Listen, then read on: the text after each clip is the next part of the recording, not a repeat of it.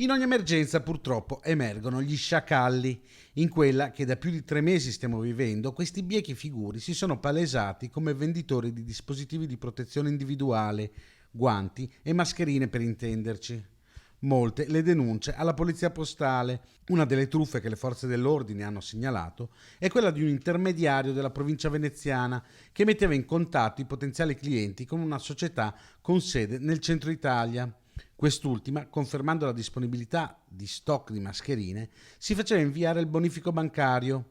Il denaro delle aziende finiva su dei conti correnti creati ad hoc dagli autori della truffa, che in poche ore facevano sparire le somme, dividendole a titolo di compenso sui conti di numerose altre persone che altro non sarebbero che i loro complici. Una parte dei soldi finiti su tali conti di appoggio è stata già recuperata e ulteriori approfondimenti sono in corso.